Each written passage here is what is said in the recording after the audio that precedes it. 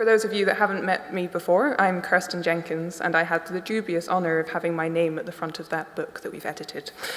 At my present role, I'm in the University of Brighton as a lecturer in human geography and sustainable development, but for my sins, I have also worked for CED. I was a research fellow there for a year and a half, looking particularly at cross-cutting themes across all of the work that we were doing, and in terms of my own focus on energy justice as an issue, which is something I want to talk about as we go through.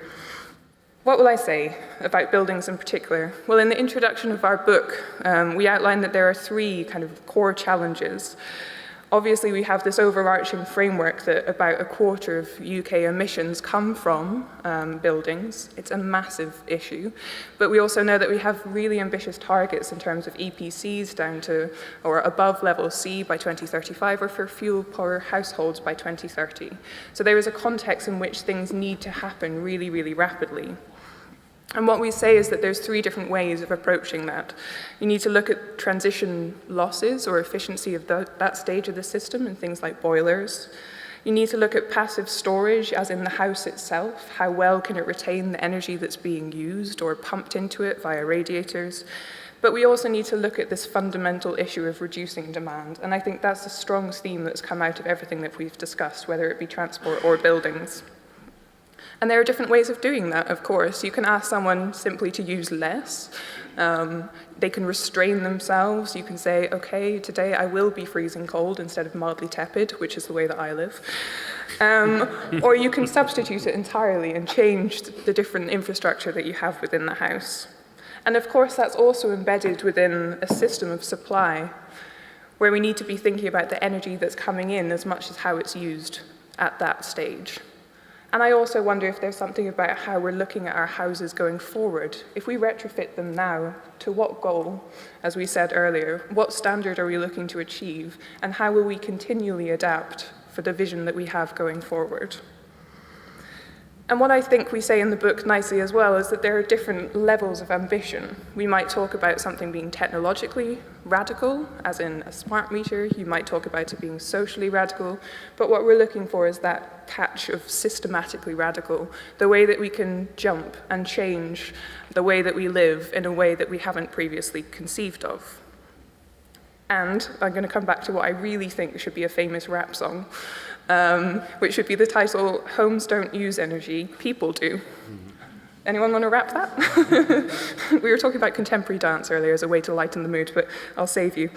But I do think there's an interesting notion there as well, that a house is something different from a home. I don't live in just a static material thing that costs an unfortunately large amount of money because of where I live. I live in something that I have made my own, that has my own notion of comfort. And you said earlier that people don't dictate comfort by temperature. I do. 15 degrees or above, I'm struggling. So, our own notion of what that house is and is for is a very, very personal and subjective thing.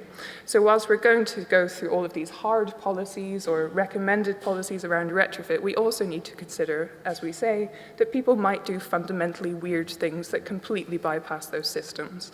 And in my case, I haven't shut my bedroom window all winter. And that, I know, is not an energy efficient thing, but it just makes me feel better. So, how do we get to that level of understanding? We position the book as one that looks at socio-technical transitions, and I think it's that socio bit that's really, really important. And in my own work, that socio bit takes the role of how do we engage people, how do we make sure that they are taken on a journey that for them is fair, is one that they understand, and it comes down to this notion of justice. I always use her as an example, but I'd like to introduce my granny as a case in point, because she is A, a legend, and B, a very important case study of where these things can go wrong. So my granny, if you phone her, will take about 20 minutes to get to the phone. I've timed it, it's pretty bad.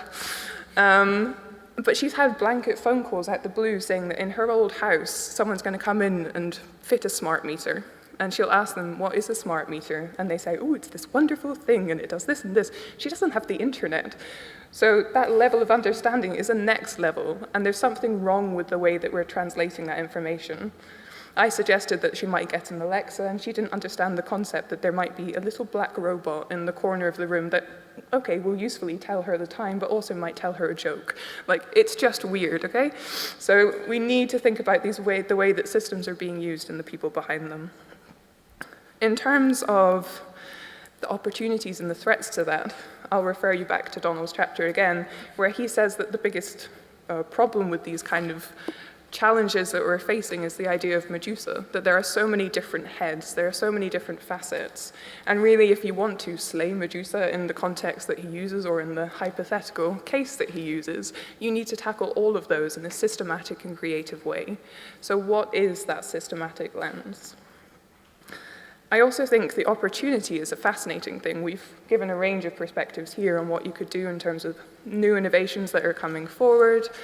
New funding models might be another one. But I think there's something wider in terms of how we as people live, and this comes back to your question earlier around, how does food integrate into this? Where can we try and get people on board with the message that we need to live a different way? I teach a lecture on theories of behavior change, and within that I say that the blue planet effect is something really, really important. The blue planet effect is something I think quite tangible. It was that kind of consciousness in the UK, where most people watch that program, that we needed to do something about plastic waste. I can't say the word plastic. Posh. But is there such a thing where you could do that for houses? Is there a program that can reach a kind of level of societal consciousness where we realize that all of a sudden we need to live in a different way? And I think that is the opportunity, if we can reach those messages, that goes beyond this book to translating them into practice.